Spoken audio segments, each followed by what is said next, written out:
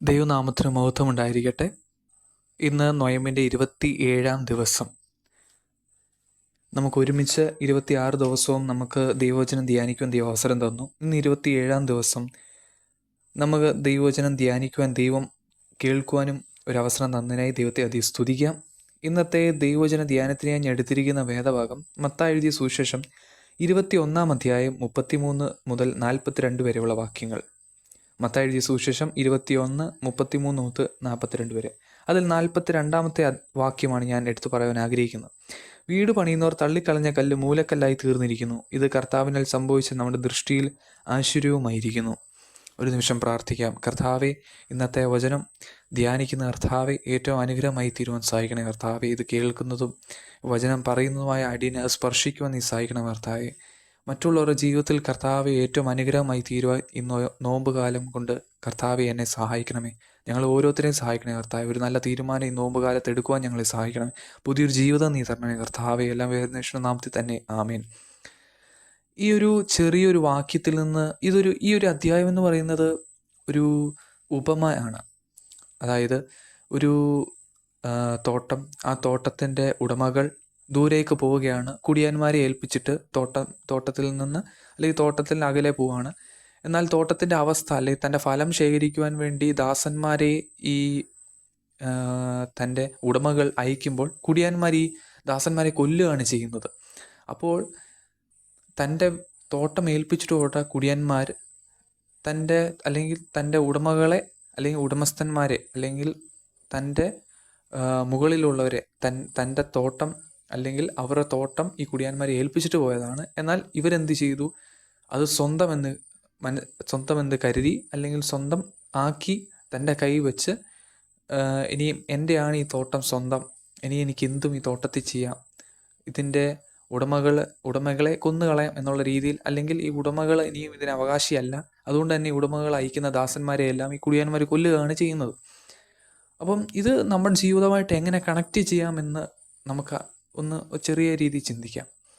ഇത് പെട്ടെന്ന് തന്നെ കണക്ട് ചെയ്യാൻ പറ്റുന്നൊരു കാര്യമാണ്. അതായത് നമ്മൾ എന്ന് പറയുന്ന ഈ ഓരോ മനുഷ്യരും നമ്മളൊരു ഇസ്രായേൽ മക്കളുടെ രക്തത്തിൻ്റെ ഒരു പാരമ്പര്യമാണ്. കാരണം ഇസ്രായേൽ മക്കളുടെ ഒരു പ്രശ്നം എന്ന് പറയുന്നത്, അവർക്കറിയാം ദൈവം അവരെ ഒത്തിരി സഹായിച്ചു, അവരെ എല്ലാ കാര്യത്തിലും സഹായിച്ചു. ഏറ്റവും വലിയ പ്രശ്നം എന്തെന്ന് പറയുന്നത് ഫറവോൻ്റെ കയ്യിൽ നിന്ന് രക്ഷിക്കുക എന്നൊക്കെ പറഞ്ഞാൽ അത്രക്കേറിയ വലിയൊരു പ്രശ്നമായിരുന്നു. എന്നാൽ അവിടെ നിന്നെല്ലാം മോശം കൊണ്ട് ദൈവം എന്ത് ചെയ്തു? ഇസ്രായേൽ മക്കളെ രക്ഷിച്ചു, മരുഭൂമിയിൽ കൂടെ നടത്തി, പാലും തേനും ഒഴുകുന്ന ദേശം കൊടുത്തു.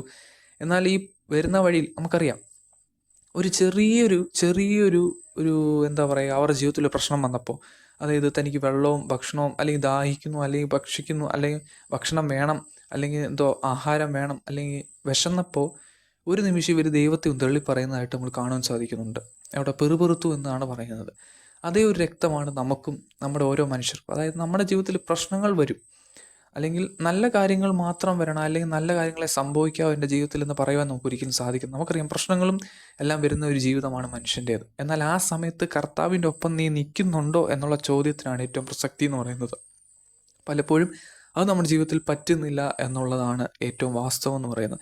അതുകൊണ്ട് പ്രിയമുള്ളവരെ, നമ്മുടെ ജീവിതത്തിൽ നമുക്ക് കർത്താവിൻ്റെ ഒപ്പം ഒരിക്കലും ഉടമസ്ഥനായ കർത്താവ് നമ്മളെ ഈ ലോകം ഏൽപ്പിച്ചിട്ട് താൻ ഈ ലോകം വിട്ടു പോയ സമയത്ത് കർത്താവ് ആഗ്രഹിക്കുന്നൊരു കാര്യമുണ്ട്.